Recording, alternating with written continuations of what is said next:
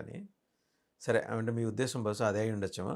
నాకు నెక్స్ట్ ఇంకొక ఈ సస్పిషన్ ఏంటంటే దేవాదాయ శాఖకు సంబంధించి చాలా చోట్ల ఈ ప్రభుత్వం వచ్చిన తర్వాత మీరు సగం బ్రష్ పట్టించారు మీ మీ హయాంలో.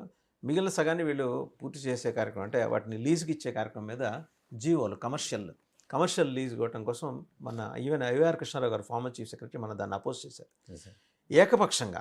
ఏది నామినేషన్ బేసిస్ మీద దానికి అసలు దానికి గెజిట్లో వేయాలని చెప్పేసి ఇంత బారు జీవో ఇచ్చారు గవర్నమెంట్ ఆఫ్ ఆంధ్రప్రదేశ్. కమిషనర్ గారు నిర్ణయం తీసుకున్నట్టు అది ప్రభుత్వానికి తెలియజేశారట.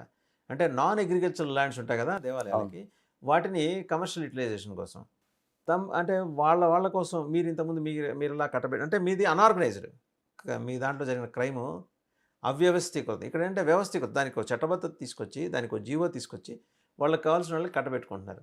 సరే వాళ్ళకా ఇంకొకళ్ళకి అనేది దేవుడి భూములు దేవుడికి చెందాలి.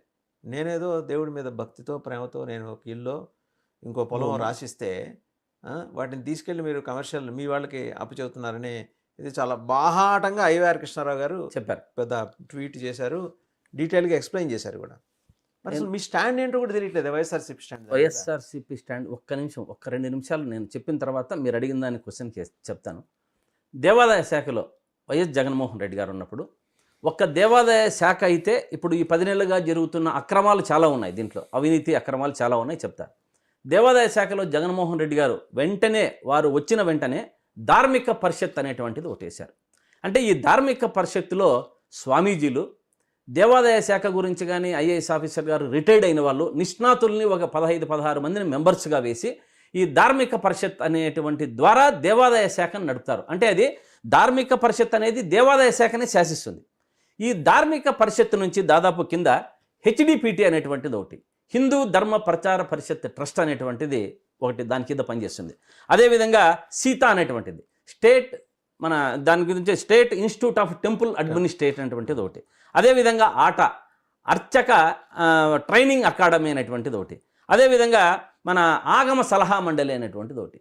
ఇటువంటివన్నీ దాని మీద దేవాదాయ శాఖను పటిష్టంగా 5 ఏళ్లలో ఎక్కడే కానీ అపశృతులు లేకుండా ఎక్కడ జరగకుండా దేవుని కైంకర్యాలలో కానీ ఈ యొక్క విషయాల్లో కానీ ఏ విషయాల్లో సరే దేవాదాయ శాఖ మీద ఏలు పెట్టి చూపించే రకంగా ఏది లేకుండా కార్యక్రమాలు జరిగాయి, అపశృతులు జరగలేదు.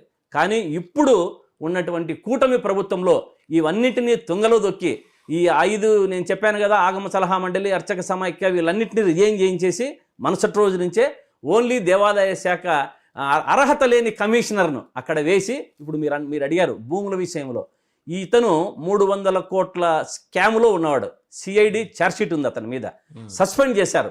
ఇతను దేవాలయ భూములు భక్షించడంలో నిష్ణాతుడు. అందుకనే ఇతని ద్వారానే ఈ దేవాదాయ శాఖలో ఉన్నటువంటి భూములన్నింటినీ ఐవైఆర్ కృష్ణారావు గారు ఏం చెప్పారో ఏలం లేకుండా, ఇంతకుముందు వైఎస్ఆర్ కాంగ్రెస్ పార్టీ ప్రభుత్వంలో ఏ భూమి 1 ఎకరా వేయాలన్నా కూడా వేలము వేసి ఇచ్చేవారు.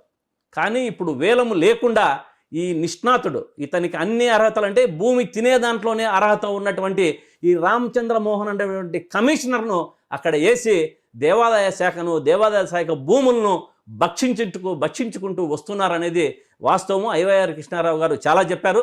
దీని గురించి కొన్ని 2 రోజులు అయినాక హిందూ ధార్మిక సంస్థలు కానీ హిందూ సంఘాలు కానీ అజిటేషన్ చేసే విధంగా దీన్ని ప్రశ్నించే విధంగా ముందుకు తీసుకుపోతామని మేము తెలియజేస్తాం. శ్రీకాంత్ గారు, సరే హిందూ ధార్మిక సంఘాలు వస్తాయంటే అర్థం ఉంది, మీది హిందువులతో పెద్ద సంబంధం లేని పార్టీ కదా మీరు మొదటి నుంచి కూడా యాంటీ హిందూ.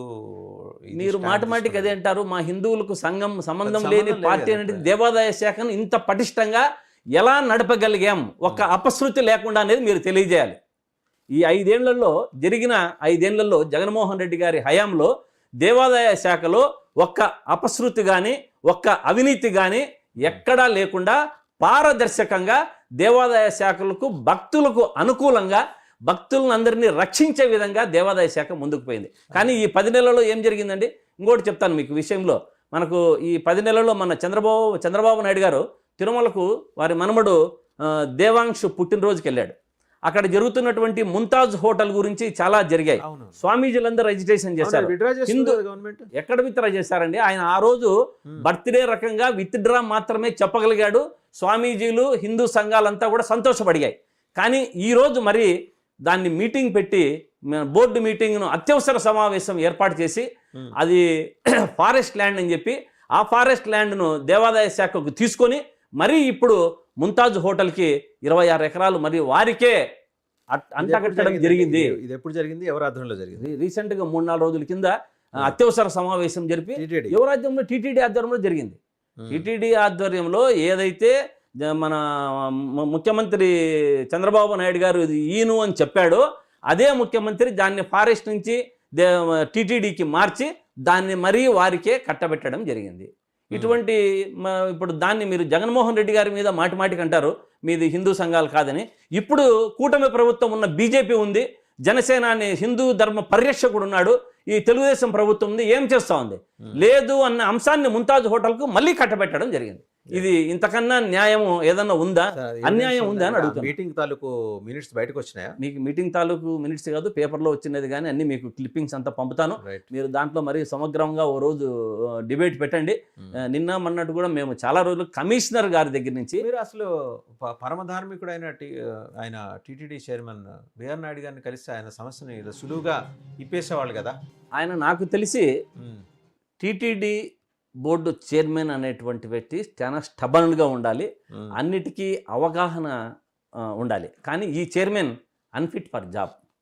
నాకు తెలిసి ఇతనికి దేవాదాయ శాఖ అతను టీవీ ద్వారా ఏదో కార్యక్రమాలు, ధార్మిక కార్యక్రమాలు ఆయన ఇంట్లో కూర్చొని ఏదో అప్పచెప్పి ఒక మంచి సంవత్సరానికి ఒకటి పూజలు, శివాలయాల్లో పూజలు